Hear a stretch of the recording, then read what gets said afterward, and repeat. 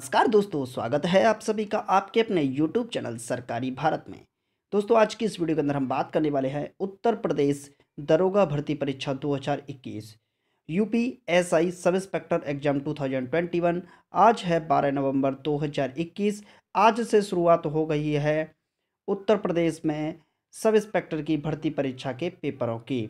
तो आज 12 नवंबर 2021 को सेकंड शिफ्ट के बारे में गणित जी के रीजनिंग और हिंदी के सवालों को हम देखने वाले हैं। किस प्रकार के क्वेश्चंस पूछे गए हैं, कैसे क्वेश्चन आ रहे हैं, एग्जाम का पैटर्न कैसा रह रहा है, आज के पेपर की बात करें तो पेपर का लेवल कैसा रहा है, सारी बातों को इस वीडियो के अंदर हम डिस्कस करने वाले हैं। दोस्तों, क्वेश्चंस भी देखेंगे।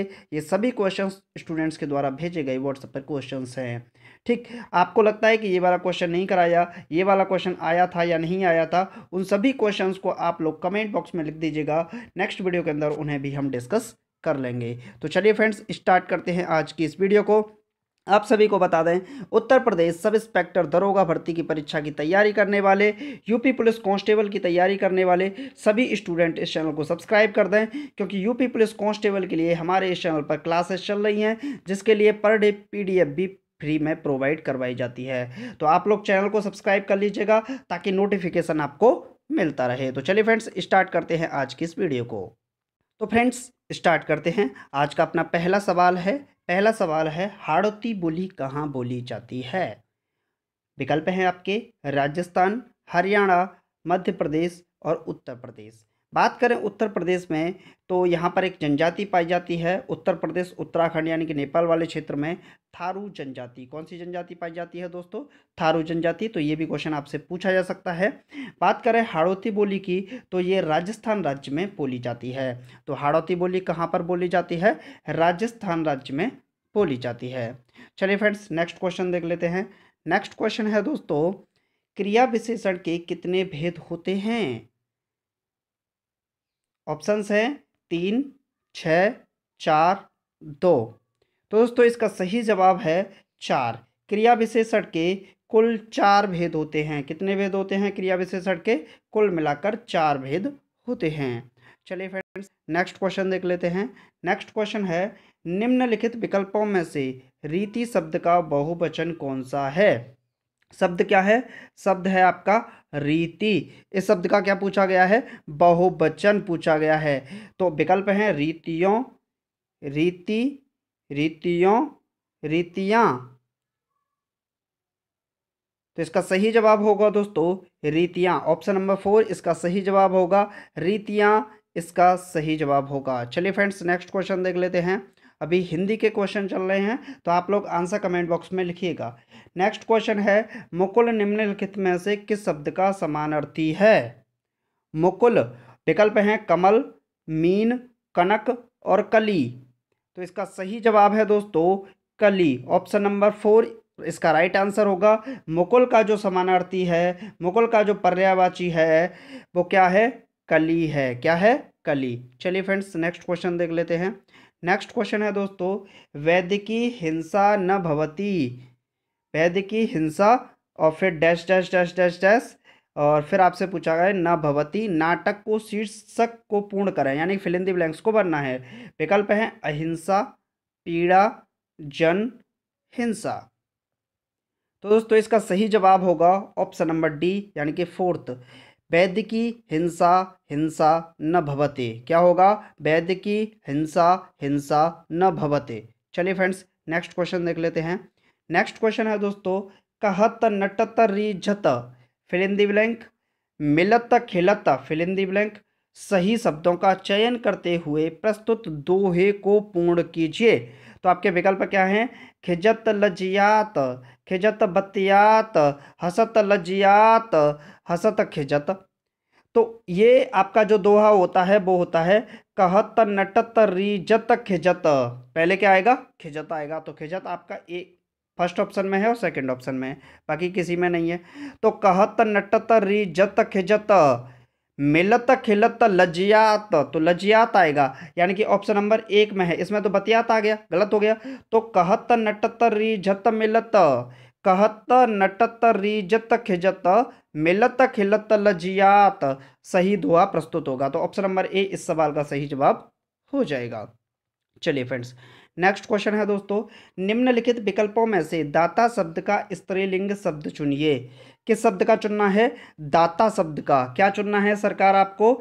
स्त्रीलिंग चुनना है। तो एक होता है पुल्लिंग और एक होता है स्त्रीलिंग और एक होता है उभयलिंग। तो आपको फेमिनी जेंडर यानी कि स्त्रीलिंग चुनना है। तो ऑप्शन है दताइन, दात्री, दाती, दात्री। तो देखिए दात्री ये तो गलत लिखा है, मतलब इसमें तो अशुद्धि है। दताइन होता नहीं, दाती होता नहीं। तो दाता का स्त्रीलिंग शब्द होता है दात्री। क्या होता है? दात्री होता है। तो ऑप्शन नंबर 4 इसका सही जवाब होगा दात्री। चलिए फ्रेंड्स नेक्स्ट क्वेश्चन देख लेते हैं। नेक्स्ट क्वेश्चन है दोस्तों, लिंग संबंधी अनुपयुक्त निम्नलिखित में से कौन सा है? लिंग संबंधी अनुपयुक्त निम्नलिखित में से कौन सा है? तो ऑप्शन है, पहला है भगवन भगवती, कर्ता कर्ती, विद्वान विदुषी और सम्राट साम्राज्ञी। तो लिंग संबंधी अनुपयुक्त यानी कि आपको गलत छांटना है। देखिए भगवान को भगवती बोल सकते हैं, बिल्कुल सही है भाई। भगवान किसको बोलते हैं? जैसे विष्णु भगवान को भगवान बोल देते हैं। भगवती किसको बोलते हैं? माता लक्ष्मी को भगवती बोल देते हैं। ठीक। विद्वान को विदुषी, विद्वान और विदुषी क्या मतलब क्या होता है? जो विद्वान न हो एक तरीके से। ठीक। या फिर विद्वान और विदुषी किसको बोल, हाँ विदुषी बोल सकते हैं एक तरीके से, महिला विदुषी। ठीक। सम्राट की क्या होती है? साम्राज्ञी। एक तरीके से क्या दे रखा है? स्त्रीलिंग पुल्लिंग में दे रखा है आपको। तो विदुषी का मतलब समझ लीजिएगा यहाँ पर, मतलब जो महिला विद्वान हो एक तरीके से। तो सम्राट का साम्राज्ञी हो जाएगा। कर्ता का कर्ती नहीं होता, ये आपका अनुपयुक्त हो जाएगा। तो ऑप्शन नंबर सेकंड आपका सही जवाब होगा। लिंग संबंधी अनुपयुक्त निम्नलिखित में से कौन सा है? तो ऑप्शन नंबर सेकंड कर्ता कर्ती इसका सही जवाब होगा। चलिए फ्रेंड्स नेक्स्ट क्वेश्चन देख लेते हैं। नेक्स्ट क्वेश्चन है, मन फिल इन दी ब्लैंक। तो कठौती में फिल इन दी ब्लैंक सही विकल्प चुनकर इस मुहावरे को पूर्ण कीजिए। ऑप्शन है चंगा भला, चंगा गंगा, गंगा चंगा, भला चंगा। तो देखिए मन चंगा तो कठौती में गंगा, ऐसे बोलते हैं। मन चंगा तो कठौती में गंगा, ये मुहावरा होता है। ठीक। तो ऑप्शन नंबर बी यानी कि ऑप्शन नंबर सेकंड इसका सही जवाब होगा। मन चंगा तो कठौती में गंगा। चलिए फ्रेंड्स नेक्स्ट क्वेश्चन देख लेते हैं। नेक्स्ट क्वेश्चन है, आधा तीतर आधा बटेर होना का अर्थ बताइए। कितना जबरदस्त सवाल पूछा गया है। आधा तीतर आधा बटेर होना का अर्थ होता है, देखिए ऑप्शन है छोटा बड़ा होना, बेमेल तथा बेढंग होना, असंभव काम करना। आधा तीतर आधा बटेर, तो इसका सही जवाब है बेमेल तथा बेढंगा होना। क्या होता है? बेमेल तथा बेढंगा होना। आधा तीतर आधा बटेर, बेमेल तथा बेढंगा होना। चलिए फ्रेंड्स नेक्स्ट क्वेश्चन देख लेते हैं। नेक्स्ट क्वेश्चन है दोस्तों, निम्नलिखित विकल्पों में से दिशा शब्द का बहुवचन कौन सा है? देखिए आपसे फिर से क्या पूछा गया है? बहुवचन शब्द पूछा गया है। तो किस शब्द का पूछा गया है? दिशा शब्द का। किस शब्द का है? दिशा शब्द का। निम्नलिखित विकल्पों में से दिशा शब्द का बहुवचन, तो ऑप्शन है दिशाओं, दिशाएं, दिशाए और दिशाएं। तो इसका सही जवाब होगा ऑप्शन नंबर सी यानी कि थर्ड ऑप्शन सही होगा, दिशाएं। दिशा का बहुवचन होता है दिशाएं। चलिए फ्रेंड्स नेक्स्ट क्वेश्चन देख लेते हैं। नेक्स्ट क्वेश्चन है, आषाढ़ का एक दिन किसकी रचना है? आषाढ़ का एक दिन विकल्प है आपके निर्मल वर्मा, नरेश मेहता, शंकर शेष, मोहन राकेश। तो आषाढ़ का एक दिन किसकी रचना है? तो इसका सही विकल्प है दोस्तों ऑप्शन नंबर 4 यानी कि मोहन राकेश। मोहन राकेश इस सवाल का सही जवाब होगा। आषाढ़ का एक दिन किसकी रचना है? मोहन राकेश की। चलिए फ्रेंड्स नेक्स्ट क्वेश्चन देख लेते हैं। नेक्स्ट क्वेश्चन है, बर्तनी की दृष्टि से अशुद्ध शब्द का चयन कीजिए। बर्तनी की दृष्टि से अशुद्ध शब्द का चयन कीजिए। तो विकल्प हैं आपके परमार्थ, आशीर्वाद, महर्षि, सूर्योदय। देखिए जो सूर्योदय वर्ड है बिल्कुल सही लिखा है, सूर्योदय ऐसे लिखा जाता है। महर्षि बिल्कुल सही लिखा है, र सही चढ़ा है। आशीर्वाद देखिए कुछ लोग लिख देते हैं आशीर्वाद, तो ये बिल्कुल गलत होता है, इसको समझ लीजिए आपका आशीर्वाद होता है, तो ये तो बिल्कुल गलत होता है, तो ये भी सही है आशीर्वाद। परमार्थ वर्ड को देखें हम यहाँ पर, तो परमार्थ में गलत है, परमार्थ नहीं होता, ये होता है प र मा थ, थ पे लगता है र, क्या होता है? अशुद्ध शब्द का चयन करना था, तो परमार्थ नहीं होता, परमार्थ होता है। ठीक है, यहाँ पर र म पे भी लगाया, थ पे भी लगाया, तो ऑप्शन नंबर ए इस सवाल का सही जवाब हो जाएगा, जो कि अशुद्ध शब्द का चयन होगा। चलिए फ्रेंड्स नेक्स्ट क्वेश्चन देख लेते हैं। नेक्स्ट क्वेश्चन है पानी शब्द का वचन क्या है। क्या पूछा गया है? पानी शब्द का वचन। देखिए सदा एक वचन, बहुवचन, एक वचन, सदा बहुवचन। तो इसको समझिए, वह पानी लाता है ऐसे बोल सकते हैं, पानी ठंडा है ऐसे बोल सकते हैं, पानी गर्म है ऐसे बोल सकते हैं, पानी बह रहा है ऐसे बोल सकते हैं, वह पानी में डूब गया ऐसे बोल सकते हैं, पानी पर तैर रहा है ऐसे बोल सकते हैं। ठीक ठीक, तो कुछ भी बोला जा सकता है ऐसे। तो अगर हम बात करें सभी शब्दों सभी वाक्यों में भी देखें तो एक तरीके से एक वचन नहीं आ रहा है, यानी किसी भी प्रकार से हम इसका प्रयोग कर लें तो जो पानी शब्द है इसका वचन क्या होगा? ये सदा एक वचन होगा। क्या होगा दोस्तों? सदा एक वचन। तो पानी शब्द का वचन होगा सदा एक वचन। क्या होगा? सदा एक वचन। चलिए फ्रेंड्स नेक्स्ट क्वेश्चन देख लेते हैं। नेक्स्ट क्वेश्चन है दोस्तों, निम्नलिखित में से समानार्थी शब्द का कौन सा जोड़ा सही नहीं है? नेगेटिव पर बात को ध्यान रखिएगा, आप लोग गलत कर देते हैं, नेगेटिव को नहीं पढ़ते। तो देखिए दांत, दंत, रदन बिल्कुल सही है, समानार्थी हैं। दांत बोल सकते हैं, दंत बोल सकते हैं, रदन बोल सकते हैं। दूसरा है झंडा, ध्वज, पताका, कुछ भी बोला जा सकता है, बिल्कुल सही है। झंडा ऊंचा रहे हमारा, ठीक। ध्वज भारतीय ध्वज, पताका भी बोल दिया जाता है। तीसरा चौथे को देखते हैं, चांद, राकेश, शशि। चांद को राकेश भी बोल सकते हैं और शशि भी बोल देते हैं, ठीक है। देखिए चांद में आप कंफ्यूज होंगे, राकेश में, तो एक तरीके से इसको याद रखिएगा, ठीक है। तीसरा है कमल, अंबु, आब। यहाँ पर गड़बड़ हो गई, अंबु नहीं होगा भाई कमल का, तो ये क्या हो जाएगा आपका? ना आब होगा। तो यहाँ पर ऑप्शन नंबर थर्ड यह आपका सही जवाब होगा। तो समानार्थी शब्द जोड़ा कौन सा नहीं होगा? ऑप्शन नंबर थर्ड, कमल, अंबु, आब नहीं होगा। चलिए फ्रेंड्स नेक्स्ट क्वेश्चन देख लेते हैं। नेक्स्ट क्वेश्चन है निम्न शब्दों में से सही शब्द का चयन कीजिए। निम्न शब्दों में से सही शब्द का चयन कीजिए। तो सही शब्द का देखिए विकल्प है आपके मृदुल, मृधुर, मृदुल, मृदुल। देखिए इसमें र कहाँ चढ़ रहा है? म पे चढ़ रहा है, ये तो वैसे ही गलत हो गए भाई साहब। मृदुल नहीं होता, ये ऊ की मात्रा गलत हो गया। मृधुर, धाधनुष का तो आता ही नहीं है, तो बचा विकल्प आपका क्या? मृदुल। ऑप्शन नंबर ए आपका सही जवाब होगा, मृदुल। इसका सही शब्द, जो शब्द का सही चयन होगा वो क्या होगा? ऑप्शन नंबर ए, मृदुल। चलिए फ्रेंड्स नेक्स्ट क्वेश्चन देख लेते हैं। नेक्स्ट क्वेश्चन है, अब देखते हैं क्वेश्चन बड़े अच्छे खासे आएंगे। क्वेश्चन है 1971 में डिजाइन किए गए को, विकल्प खाली फिलिंग ब्लैंक आ गया ना, तो इसमें बोला 1971 में डिजाइन किए गए को आमतौर पर पहला कंप्यूटर वायरस माना जाता है।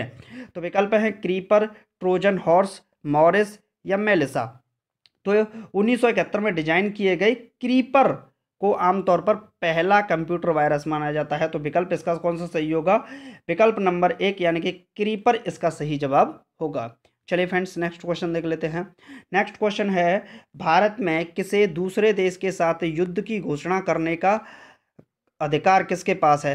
देखिए भारत किसी भी देश पर अगर युद्ध करता है तो इसका अंतिम फैसला कौन करेगा देश में? ये प्रश्न बनता है ना।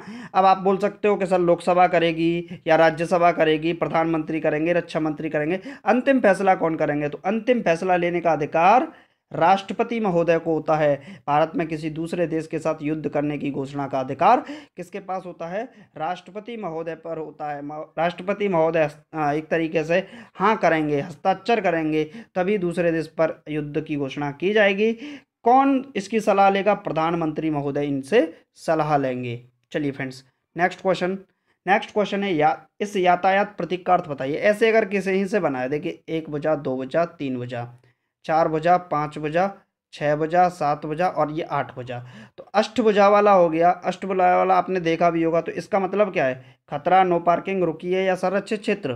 तो इसका सही जवाब है दोस्तों रुकिए। इसका मतलब होता है रुकिए। रुकिए सर आप कहाँ जा रहे हैं? अगर आप आगे जाओगे वरना चालान कर दिया जाएगा। चलिए नेक्स्ट क्वेश्चन देख लेते हैं दोस्तों। प्रतिरक्षात्मक रोगों का इलाज निम्न में से किस दवा से किया जा सकता है? जो प्रतिरक्षात्मक रोगों का इलाज है निम्न में से किस दवा से किया जा सकता है? ऑप्शन है gamma globulin, H2 receptor blockers, escitalopram. तो इसका सही जवाब है दोस्तों गामा ग्लोबुलिन। प्रतिरक्षात्मक रोगों का इलाज गामा ग्लोबुलिन दवा से किया जा सकता है। नेक्स्ट क्वेश्चन है दोस्तों, पंचायती राज प्रणाली में श्रेणी संरचना होती है। देखिए पंचायती राज प्रणाली की बात करें तो पंचायती राज प्रणाली कब से आई थी? 1973 पंचायती राज व्यवस्था की एक तरीके से शुरुआत हो गई थी। ठीक, वैसे स्टार्टिंग इसकी 1958 में हुई थी, फिर 1973 में इसकी एक तरीके से अच्छी तरीके से शुरुआत हो गई।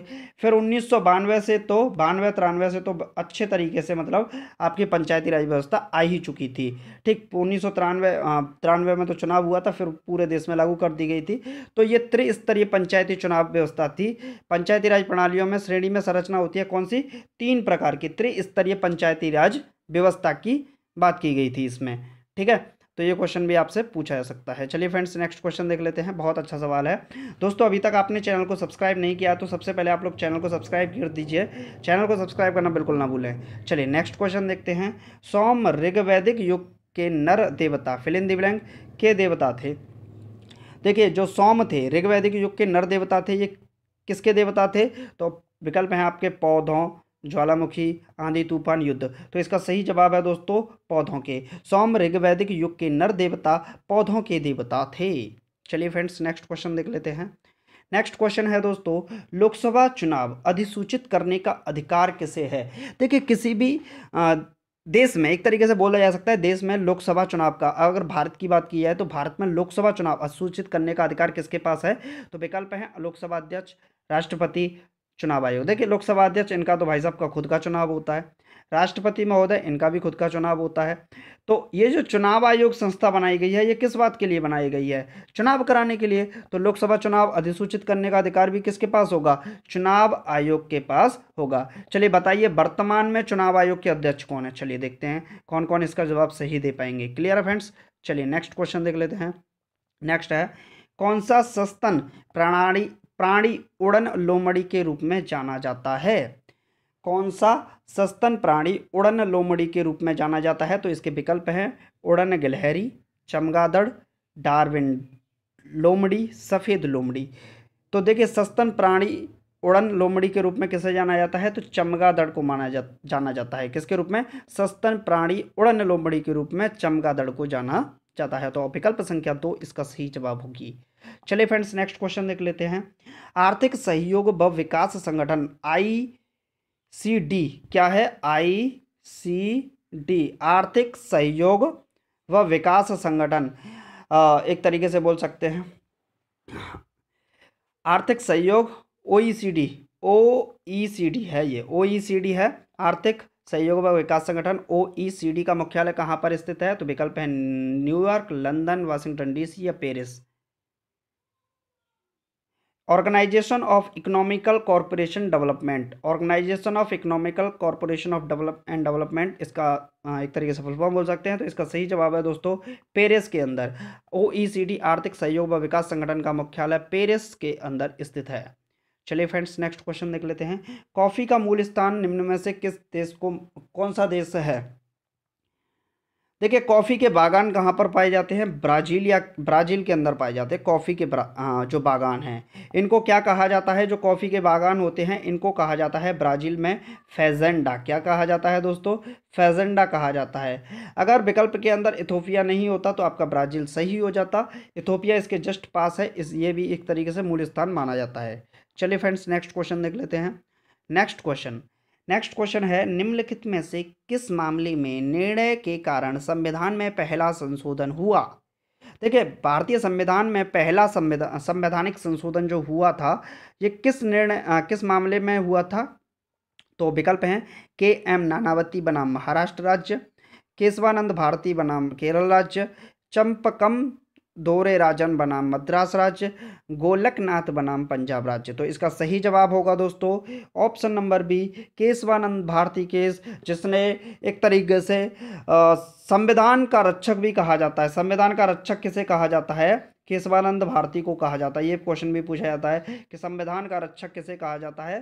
केशवानंद भारती को कहा जाता है। और यहीं से एक तरीके से सुप्रीम कोर्ट को बहुत बड़ी पावर मिल गई थी एक तरीके से इस केस से, केशवानंद भारती केस से।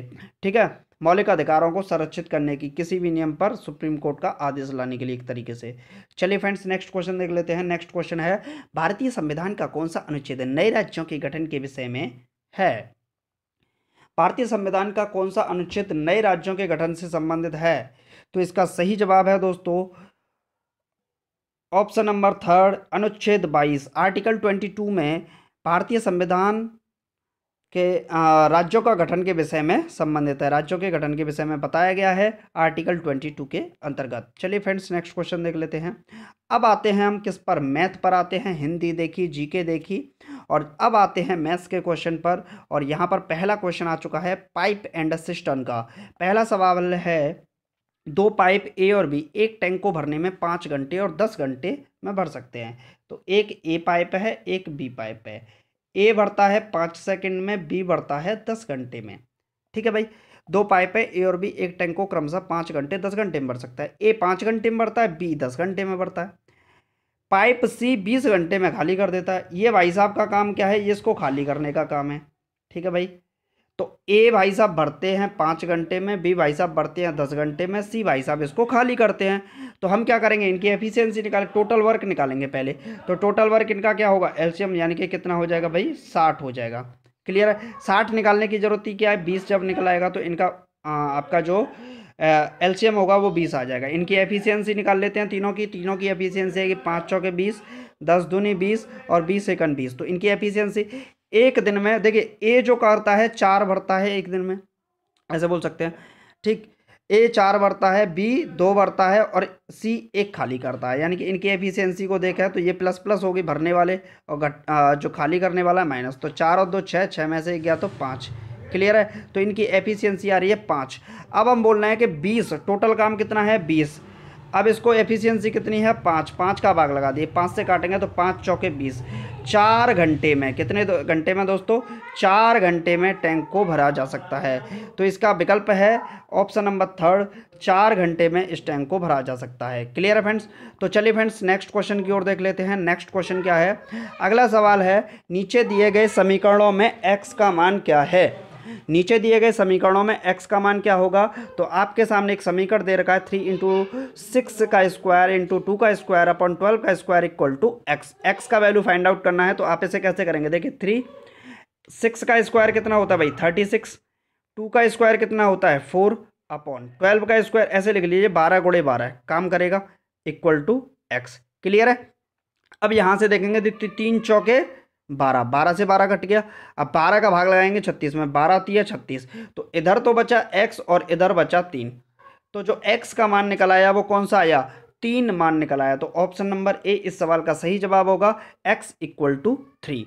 चलिए फ्रेंड्स नेक्स्ट क्वेश्चन देख लेते हैं। नेक्स्ट क्वेश्चन है दोस्तों, नीचे दिए गए समीकरण में x का मान क्या है। बहुत ही ज़बरदस्त सवाल है, x का वैल्यू पूछा गया है, परसेंटेज का क्वेश्चन है, एक तरीके से इक्वेशन बेस्ड बना दिया है। आपसे पूछा गया है 100 का 16% गुणा 8 का 100% गुणा 128 बराबर x। तो इसको सॉल्व करेंगे। देखिए 100 का मतलब क्या होता है, गुणा 16%, को उठाएंगे 100 का भाग लगाएंगे, क्लियर है, गुणे 8। का मतलब क्या होता है, गुणा 100%, को उठाएंगे 100 का भाग लगाएंगे, गुणे 128। क्लियर है, बराबर में क्या होगा 2 की पावर x। तो 100 से 100 कट गया, 100 से 100 कट गया। क्लियर है, अब जो ऊपर बचा वही तो आपका बचा है, 16 8 128 बचा है। क्लियर है, 16 8 128, तो 2 की पावर x बराबर 16 8 128। क्लियर है भाई, 16 को क्या लिखेंगे 2 की पावर 4 और 8 को क्या लिखेंगे 2 की पावर 3 मल्टीप्लाई 128 को 2 दूनी 4 दूनी 8 दूनी 16 दूनी 32 दूनी 64 दूनी 128, यानी 2 की पावर 7 किसको लिखेंगे, इसको लिखेंगे 128 को। तो 2 की पावर x बराबर, गुणे में घातें जुड़ जाती है, 4 और 3 7 7 7 14, तो कितनी हो जाएगी। अब देखिए 2 की पावर x 2 की पावर x, कंपेयरिंग पावर, तो x का वैल्यू कितना आ जाएगा, यहाँ से 14 आ जाएगा। तो x का मान कितना आया, x = 14, किस विकल्प के अंदर है, ऑप्शन नंबर सी, x = 14 आपका सही जवाब हो जाएगा। चलिए फ्रेंड्स नेक्स्ट क्वेश्चन देख लेते हैं। नेक्स्ट क्वेश्चन है, नीचे दिए गए द्विघात समीकरणों को हल करें और x एवं y के बीच संबंध ज्ञात करें। देखिए क्वेश्चन है आपका, मैं इसको शॉर्ट में कराने की कोशिश करूंगा आपको, ठीक है। तो x² + 14x + का 48, आप इसके फैक्टर करोगे तो 48 के फैक्टर करिए, जोड़ के कितने आ जाए 14 आ जाए। तो ये बनेगा आपका x + 8 और x + 6 बनेगा दूसरा, इक्वल टू में 0, और यहाँ पर देखें तो 21 दूनी 42, 42 के ऐसे फैक्टर करिए घटा के 19 आ जाए तो ये आएगा आपका 21 दूनी 42। तो यहाँ से अगर वैल्यू की बात करें तो 21 दूनी 42, 21 और 2 के बीच रिलेशन बन के आएगा। तो यहाँ से x की वैल्यू एक तो आ गई -8 और एक आ गई -6। क्लियर है भाई, ये तो समझ में x की वैल्यू फर्स्ट इक्वेशन से निकल आई। सेकंड इक्वेशन से बात करें तो x की वैल्यू एक निकलेगी 21/2 और दूसरी निकलेगी -1। आप इसको सॉल्व कर लीजिएगा, ठीक है। तो यहाँ से अगर बात करें ये बाई बराबर होगा, क्लियर है, क्योंकि बाई के अंदर इक्वेशन है, दो वेरिएबल के अंदर है ना इक्वेशन। पहली क्वाड्रेटिक इक्वेशन x के अंदर है, दूसरी क्वाड्रेटिक इक्वेशन बाई वेरिएबल के अंदर है। तो x equal to -8 -1, y equal to 21/2 और -1। अगर यहाँ पर देखें, देखिए 21/2 इससे भी बड़ा है, इससे भी बड़ा है, बात तो हो गई क्लियर। -1 -8 से भी बड़ा है, -6 के भी बड़ा है। तो हम बोल सकते हैं जो बाई होगा वो बड़ा होगा कि नहीं भाई, x से बड़ा कौन होगा, बाई होगा। क्या इक्वल हो सकता है, कभी नहीं हो सकता। तो x is less than by बोल सकते हैं इसको। तो विकल्प कौन सा सही है, ऑप्शन नंबर 4 इसका सही जवाब होगा। x is less than y या y is greater than x। चलिए फ्रेंड्स नेक्स्ट क्वेश्चन देख लेते हैं। नेक्स्ट क्वेश्चन है, यदि दो संख्याओं का अनुपात 8:9 है, उनका महत्तम समापवर्तक क्या है भैया, 6। तो उनका लघुत्तम समापवर्तक ज्ञात कीजिए। अब दो संख्याएं अनुपात में दे रखी है, हम उनको हटाएंगे अनुपात से तो क्या मानेंगे, 8x और 9x मानेंगे। क्लियर है। अब हमें पता है फर्स्ट संख्या मल्टीपल सेकंड दूसरी संख्या बराबर एलसीएम गुणा HCF। क्लियर है भाई। तो यहाँ पर अगर बात करें तो पहली संख्या क्या है भाई, पहली संख्या 8x, दूसरी संख्या क्या है 9x बराबर। अच्छा जी, एलसीएम कितना है, एलसीएम आपका निकालना है, एलसीएम तो आपको निकालना है ना। महत्तम समापवर्तक कितना है, 6 है। क्लियर है भाई, कोई दिक्कत किसी भी स्टूडेंट को, दो संख्याओं का अनुपात।